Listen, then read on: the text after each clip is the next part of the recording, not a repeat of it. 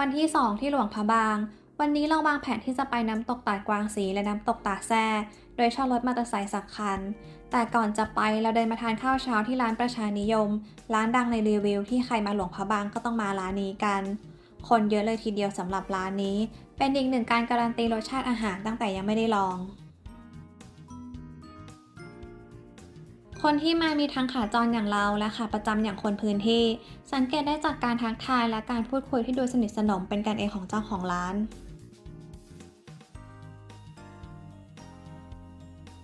และถ้าใครอยากได้บรรยากาศวิวแม่น้ำก็สามารถนั่งฝั่งตรงข้ามที่ติดกับริมโขงได้เช่นกัน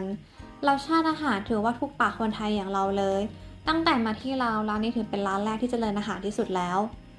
ถ้าใครมาหลวงพระบางก็อย่าลืมแวะร้านนี้กันนะอาหารอร่อยราคาไม่แพงแถมได้บรรยากาศบ้านๆบวกกับวิวแม่น้ำเป็นอีกร้านหนึ่งที่เลคคอมเมนต์เลย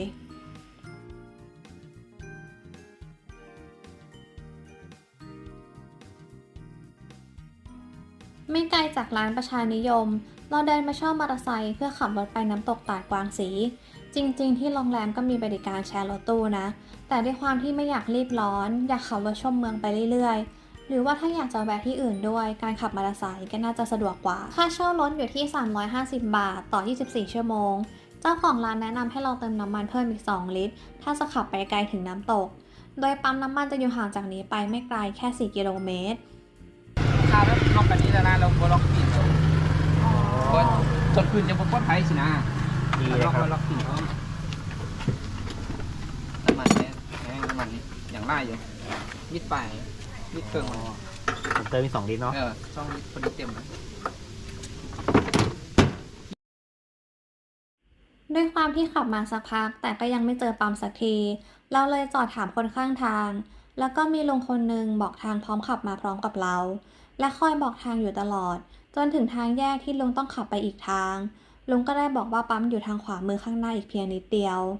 ถือเป็นอีกหนึ่งน้ำใจเล็กๆน้อยๆและความประทับใจแรกของเช้านี้ที่หลวงพระบางเลย ไปพร้อม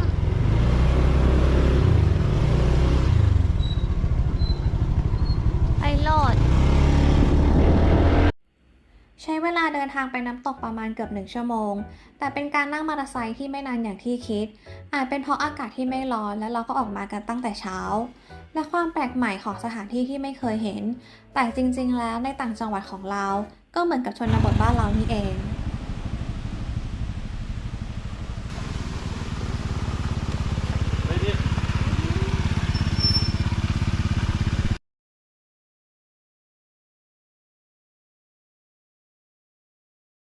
สังเกตว่าที่เราจะเก็บค่าที่จอดรถทุกสถานที่ที่ไป ถึงแม้จะเป็นจำนวนเงินไม่เยอะ แต่ก็มีความสงสัย เราเลยไปถามคนพื้นที่ก็ได้คำตอบมาว่า พอรถที่เราหายบ่อยเลยต้องมีคนคอยดูแลรถให้ตามที่จอดรถ แต่การที่สถานีรถไฟเก็บค่าเข้ารถโดยสารที่จะเข้าไปรับส่งผู้โดยสาร อันนี้เราก็ไม่ค่อยเข้าใจเท่าไหร่นะ ซื้อตั๋วค่าเข้าด้านในคนละ 25,000 กีบ แล้วก็จะมีรถกอล์ฟขับขึ้นไปส่งด้านบนหน้าทางเข้าน้ำตก ขากลับก็นั่งรถกอล์ฟลงมาที่เดิม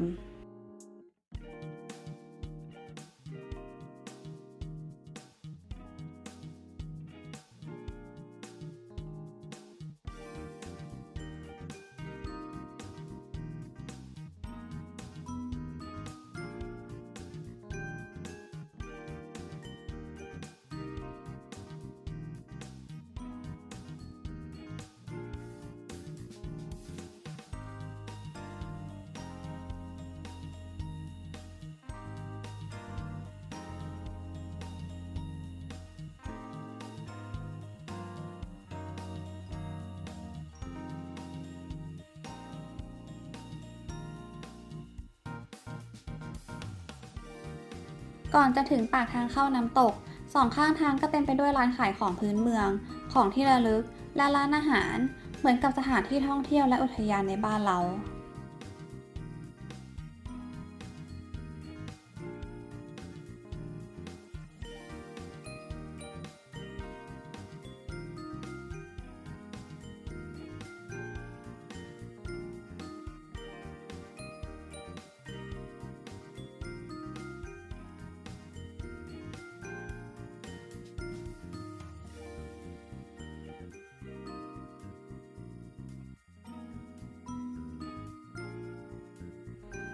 พอเข้ามาก็จะเจอศูนย์อนุรักษ์หมีก่อน โดยหมีเหล่านี้จะเป็นหมีที่ได้รับการช่วยเหลือจากการค้าสัตว์ป่าในลาว รวมถึงการล่าสัตว์เองของชาวบ้านในเมืองหลวงพระบางด้วย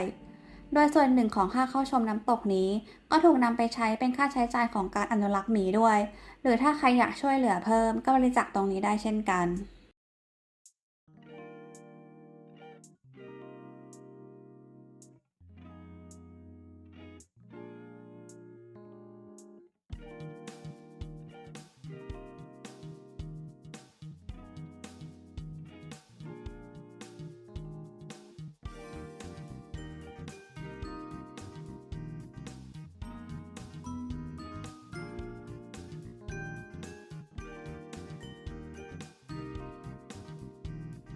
พอเดินเข้าไปใกล้ๆเราได้เห็นน้ำตกก็ต้องร้องว้าวกันเลยตะลึงในความสวยงามทำไมมันถึงได้สวยขนาดนี้สายน้ำที่ไหลลดหลั่นลงมาตามผาหินปูนชั้นๆราวกับตั้งใจสร้าง น้ำสีเขียวมรกตที่ไหลมารวมกันอยู่ตรงแอ่งน้ำด้านล่างยังกับภาพวาดในเทพนิยายที่หลุดออกมาอยู่ข้างหน้า สมกับที่ได้ขึ้นชื่อว่าเป็นน้ำตกที่สวยที่สุดในหลวงพระบาง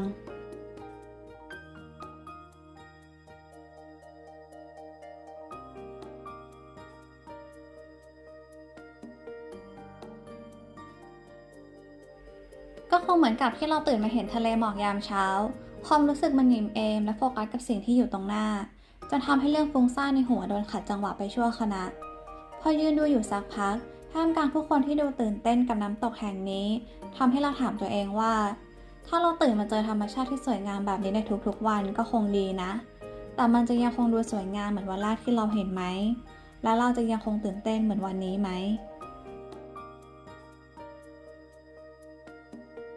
อีกฝั่งของน้ำตกมีทางขึ้นไปอีก เราเลยลองขึ้นไปดู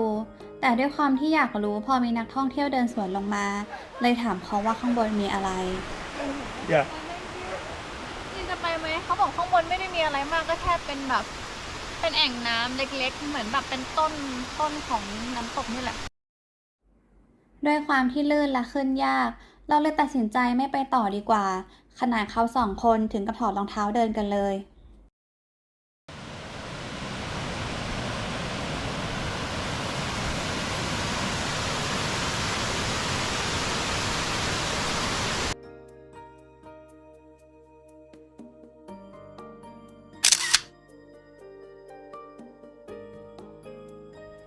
ขณะเรากำลังนั่งดูปลาตรงสะพานอยู่นั้น ก็มีมือเล็กๆ ป้อมๆ ยื่นมาใกล้ๆหน้า พร้อมชี้ให้ดูปลาในแอ่งน้ำที่อยู่เบื้องล่าง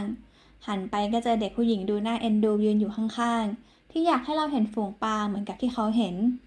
หลงรักครั้งที่2กับความน่ารักและความไร้เดียงสาของเด็กน้อย พ่อเรียกน้องให้กลับไปเพราะกลัวว่าจะรบกวนเรา แต่น้องก็เดินกลับมาอีก เลยขอถ่ายรูปคู่ไว้ซะเลย ขอบคุณที่เข้ามาทักกันนะ เจ้าหนูน้อย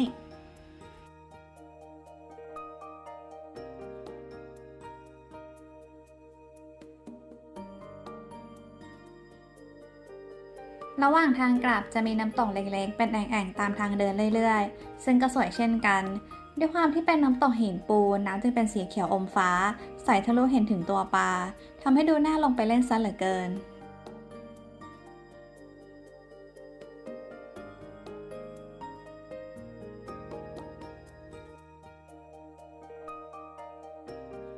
เห็นมุมนี้คนอื่นเขาขึ้นไปถ่ายรูปกันก็เลยอยากขึ้นไปถ่ายบ้าง พอขึ้นเองก็แอบยืนยากเหมือนกันนะ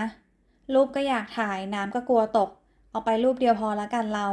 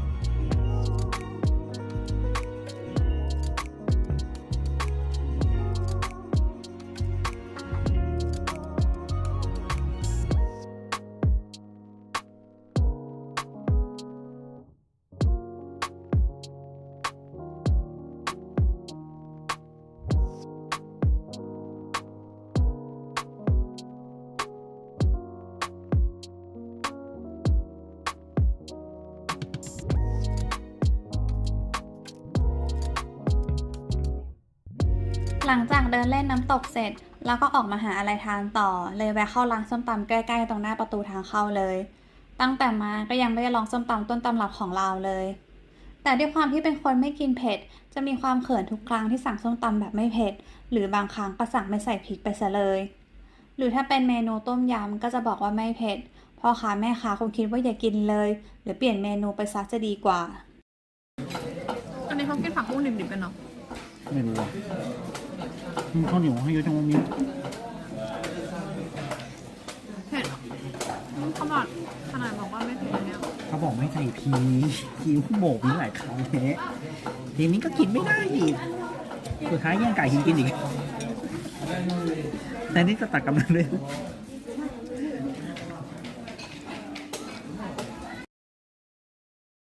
เราขับรถออกมากินไอติมต่อที่ราว Buffalo Daily เป็นทางผ่านขากลับพอดี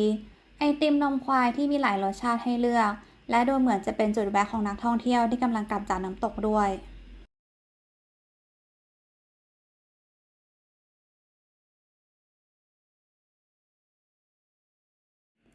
เราขับรถไปต่อที่น้ำตกตาแซ่ด้วยระยะทางที่ไกลพอสมควร เลยลังเลที่จะไปในตอนแรก แต่ด้วยความที่มีเวลาเหลืออีกครึ่งวันเลยตัดสินใจขับรถมาเรื่อยๆจนมาถึงแม่น้ำแห่งหนึ่งที่ GPS นำทางมา ตอนแรกก็คิดว่าหลงอีกแล้ว เพราะมองยังไงก็ไม่เห็นน้ำตก มีแต่แม่น้ำอยู่ข้างหน้า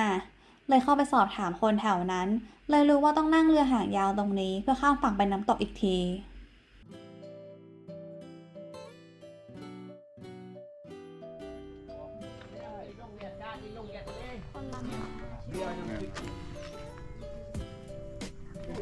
จริงๆเลย อืมไม่คาดคิดเลยใช่ไหม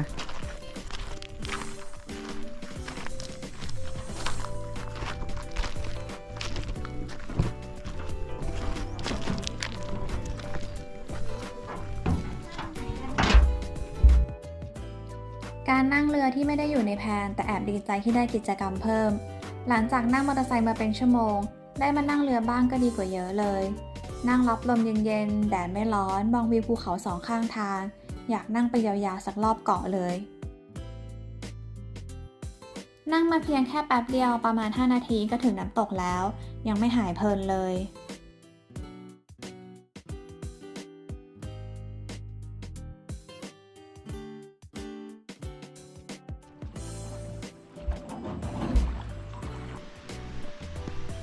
ขึ้นไปทางนี้ใช่ไหมคะ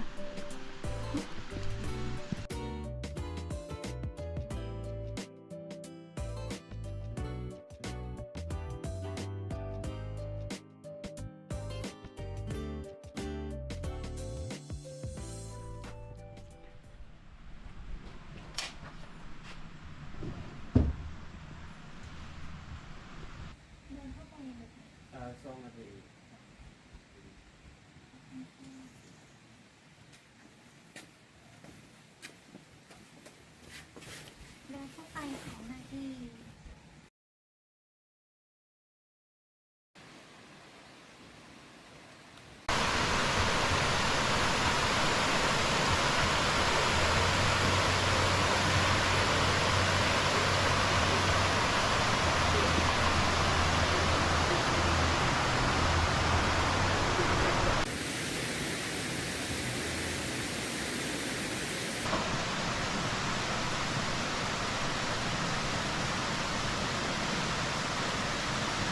ทำไมน้ำตกเป็นแบบนี้ หลังจากที่ได้สอบถามทางอุทยานก็ได้รู้ว่าน้ำตกเริ่มแห้งตั้งแต่ปลายปีแล้ว ซึ่งช่วงที่เรามาก็คือเดือนธันวา น้ำได้เหลืออยู่แค่นี้เอง ซึ่งน้ำก็จะแห้งกว่านี้อีกในต้นปี หรือนี่อาจจะเป็นอีกหนึ่งสาเหตุที่นักท่องเที่ยวมาที่นี่น้อยก็เป็นได้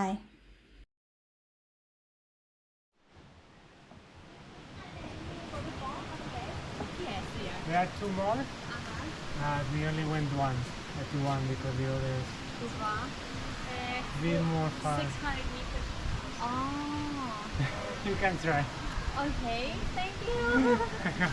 Yeah. ด้วยความที่อยากรู้ก่อนที่จะเดินไปสำรวจเอง เลยถามนักท่องเที่ยวที่เดินสวนกันอีกตามเคย ซึ่งเขาก็ไปไม่ถึงสุดน้ำตกหรอก เพราะมันก็ไกลอยู่ แต่เราก็คิดว่าคงเดินไปเรื่อยๆ ถ้าไม่ไหวก็คงเดินกลับ บวกกับเวลาที่มีจำกัดแล้วด้วย เลยไม่ได้คาดหวังว่าจะต้องพิชิตถึงยอดน้ำตกแต่อย่างใด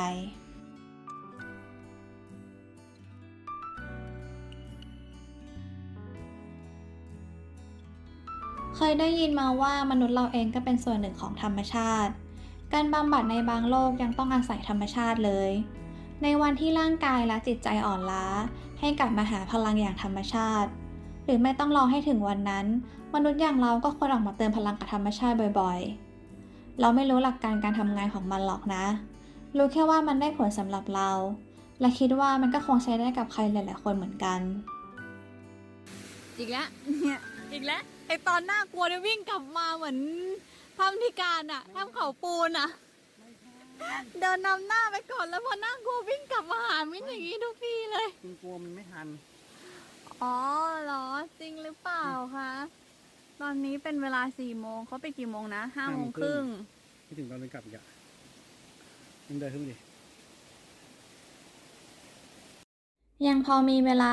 เราเลยคิดจะเดินเข้าไปอีกนิดสักครึ่งชั่วโมง แล้วเผื่อเวลาเดินกลับอีกเล็กน้อย เพราะยังคงอยากเห็นน้ำตกข้างในอีก อีกอย่างตั้งแต่เดินเข้ามาก็ยังไม่เห็นน้ำตกสูงๆสวยๆเลย แต่พูดถึงน้ำตกที่นี่สวยนะมันเป็นคือน้ำมันเป็นสีเขียวเหมือนแบบน้ำหินปูนอะไรอย่างนี้ เขียวธรรมชาติ สวยงามค่ะตรงนี้ก็เดินลำบากอยู่นะปุ๊บ ตรงนี้คงเป็นจุดสุดท้ายของเรา เพราะคิดว่าน่าจะเพียงพอแล้วสำหรับน้ำตกแห่งนี้ บวกกับเวลาที่มีจำกัด ถึงให้เดินไปต่อก็คงกลับไม่ทันอุทยานปิด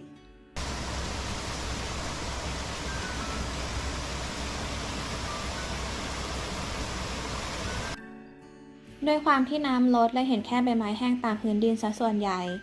อย่างน้อยเราก็ได้รู้ว่าใต้น้ำตกนี้เป็นยังไง เป็นการปลอบใจตัวเองเวลาไม่ได้เจอในสิ่งที่คาดหวัง การพยายามหาข้อดีในเรื่องร้ายๆให้เจอ ก็เป็นยารักษาใจอีกอย่างหนึ่งเพื่อให้เราได้ก้าวต่อไป โดยไม่ต้องหมกมุ่นหาคำตอบกับสิ่งที่ไม่ได้ดังใจหวัง เพราะบนโลกนี้ไม่มีอะไรที่แน่นอน ถ้าไม่คาดหวังกับอะไรเราก็จะไม่ผิดหวังเช่นกัน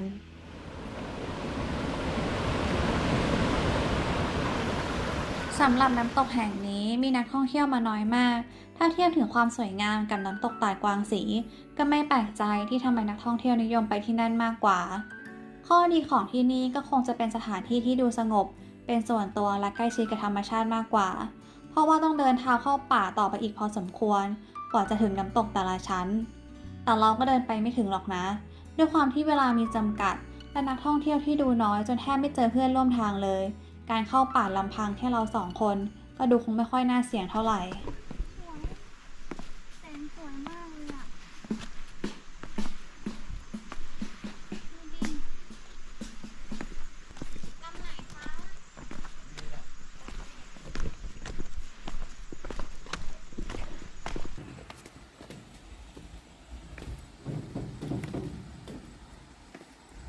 ไปเลย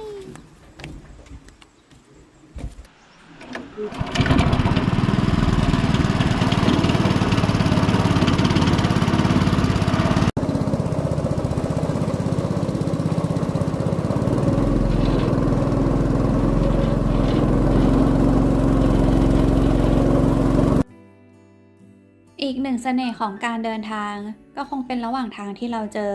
โดยไม่ได้คาดคิดหรือมีภาพในหัวมาก่อน ซึ่งก็คงมีทั้งดีและร้ายปะปนกันไป แต่ถ้าเราไม่เสี่ยงเดินออกมา ก็คงไม่มีภาพจำใหม่ๆเกิดขึ้นแน่นอน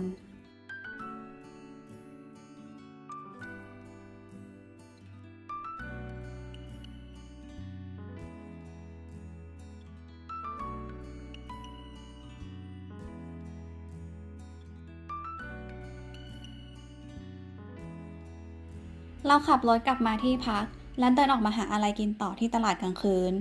ที่นี่เหมือนเป็นแหล่งรวมตัวของนักท่องเที่ยวตอนกลางคืนก็ว่าได้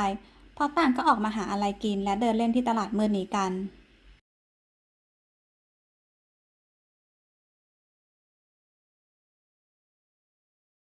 2 วันที่หลวงพระบาง เวลาผ่านไปเร็วจนอยากอยู่ต่ออีกสักวัน ชีวิตช้าๆที่นี่แต่ดูเหมือนเวลาจะเดินเร็วเหลือเกิน ถ้ามีโอกาสก็จะกลับมาอีกนะ หลวงพระบาง สำหรับวันที่ 2 ที่หลวงพระบางเราก็ต้องขอลากันไปก่อนนะคะ แล้วก็เราจะไปไหนต่อในวันที่ 3 อย่าลืมกดติดตามกันนะคะ แล้วเจอกัน บ๊ายบาย